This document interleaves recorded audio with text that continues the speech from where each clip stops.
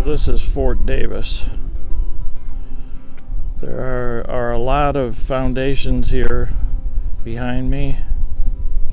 So if you want to read that, just pause the video. I don't know how good it will come out.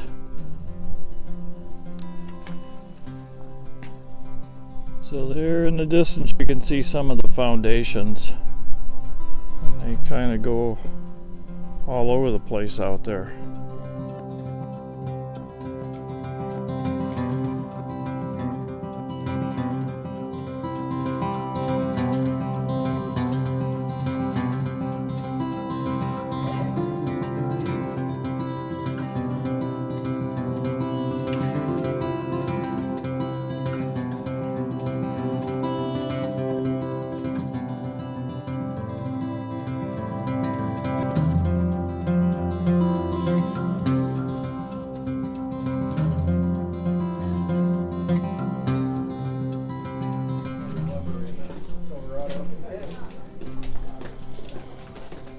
Actually, just like a couple months ago, watched that with my kid. He really liked it.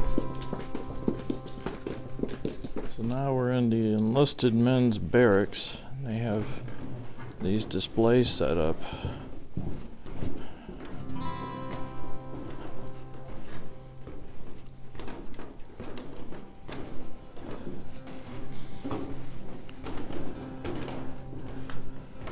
Cannons.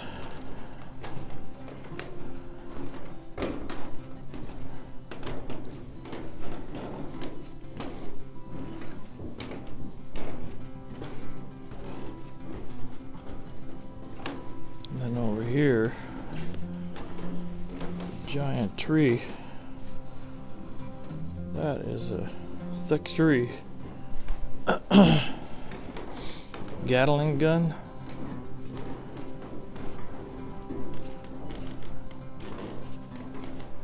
Yep, that's what it is.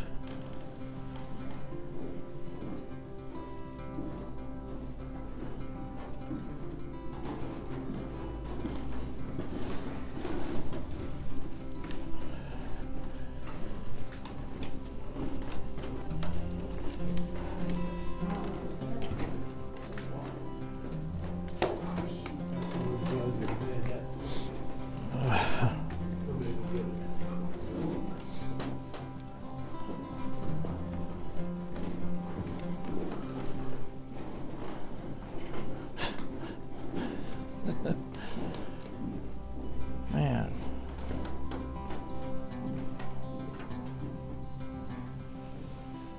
We used to have a wagon like this on our farm. So this is set up like the barracks where they slept. This is what it used to look like.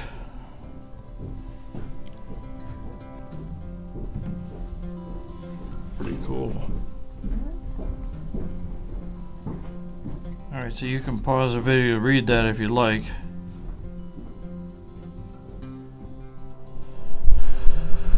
That's the ruins of the mess hall and kitchen. Huh. It's that wind.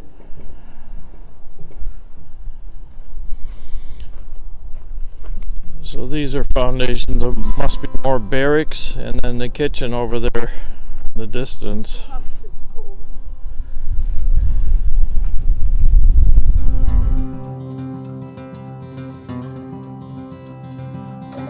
So this was a guardhouse, 1882, 1891. These are more ruins of enlisted men's barracks. Looks like they're trying to start building them again to restore something.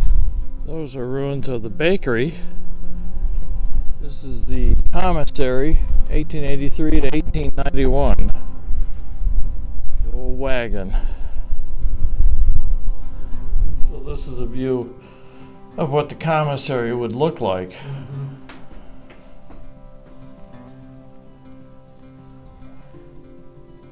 Called the issue room.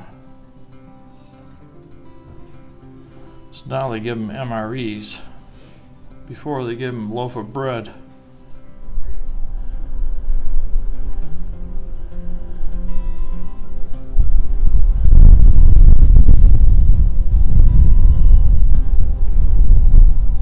was a post chapel.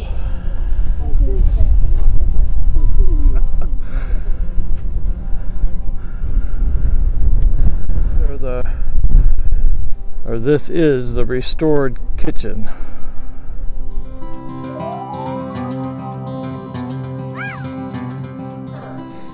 All right, well, let me tell you a little bit about the officer's kitchen. It was always separate from the officer's home because of fire concerns. So, as you can probably tell, where'd I put it? Oh, I hung it up where it's supposed to be. We have fire going. Oh yeah. I need to add a little bit of wood. Are we at our limit?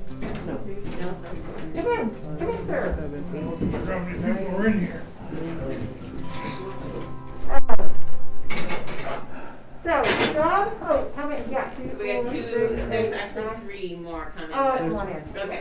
Okay, I she just said didn't come want on to in. I Nancy's put that here. in because I just didn't want 20 people Yeah. in here at one time. So come on Okay, in, Nancy's sir. up. Thank you. All right, now we'll cut it off. Okay, no Everybody more. see? Here's my one. A little bit warmer here. So I was just talking about why the kitchens for the officers' homes are separate. Mainly fire concerns, because this is a wood-burning stove. Now, they had fireplaces in the houses, but I don't know if they just dealt with those better or not. But there's more of a possibility of fire in a building like this. So if the kitchen burned down, the house would still be fine. If you look along down the row here of officers' rows on the back, you're going to see the foundations for each one of those kitchens. Every officer's home has a separate kitchen. And the officer, or more likely his wife, was in charge of hiring and training the servant. The officer had to pay for the servant out of his own pocket, and that was maybe $12 bucks a month, 13 bucks a month. But they were provided with a place to sleep. They had all the food they could eat, but it was really hard work. Some of these women came from Europe. Now I'm talking system-wide. I'm not talking just Fort Davis.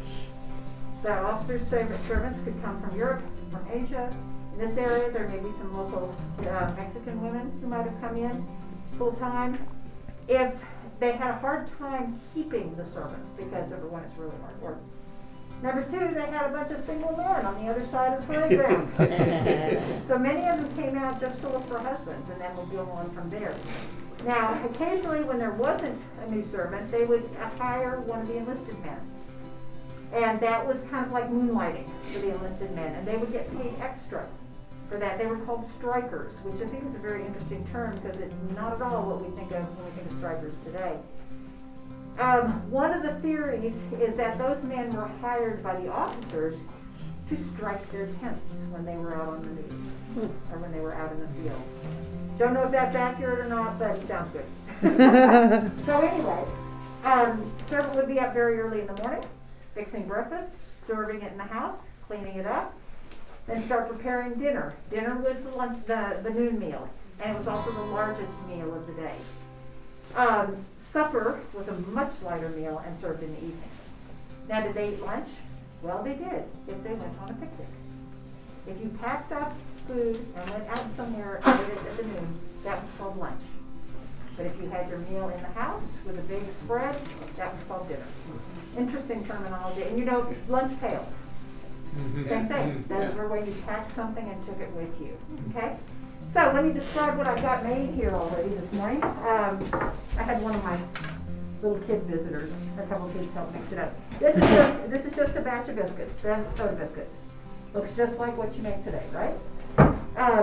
This is made from a recipe in Mrs. Grierson's cookbook. Now, this was not her cookbook, but these recipes were taken from her card file of recipes that was found, I believe, back in the 70s.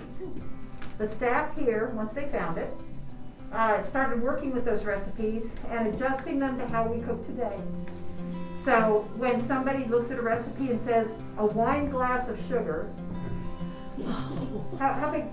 My wine glass is like this. They're probably 10 ounces. yeah. The wine glass, they were smarter than me. The wine glasses back then were only 2 ounces. So they were very delicate. They were smarter than we are. I don't think they kept filling them. They just would sip them. Anyway, butter the size of an egg. jumbo, medium, but the size of a walnut. Another interesting measurement is called a gill. It's spelled G-I-L-L, but it has its foundations back in the 1300s and had to do with how they served shots of liquor, actually. And a gill is 4 ounces. So a wine glass is a half a gill. So that was a measurement they used as well. And interestingly, in a lot of these recipes, instead of saying 2 cups of flour, they'll say a pint of flour, which we think of pint as liquid measure, as opposed to dry measure. So lots of interesting things there. This is the first, I try to make, this spring break this year, I'm making all my recipes out of that cookbook. On Wednesday I did a molasses cookie. Molasses cookies, you typically think of gingerbread. Well, ginger was hard to come by out here. So they used ground clove. So it's a clove with that, oh my gosh, they are absolutely yummy. So if you happen to look out there, Mrs. Reynolds cookies. So, but anyway, but I bake for the staff. So then I say, what do you want? And they tell me, and it's usually biscuits or cornbread or cookies. I've made scones. Pre-COVID, I would make lunch for the staff once a month, and I'd have a big pot of something on there to serve them. And I'd make biscuits or cornbread and then make a pie, all in the wood burn stove. Oh, cool. It's really fun. But interestingly about this recipe, it has cream of tartar in it. I've never put cream of tartar in biscuits, so it's going to be interesting to see how that comes out. Once I roll them out and cut them, I'm going to bake them in the iron skillet in the oven. And then I'll before I put them in, I'll brush them with egg wash just so they look pretty. I don't know whether they would have done that, but again, it's for the staff. So, and sometimes I'll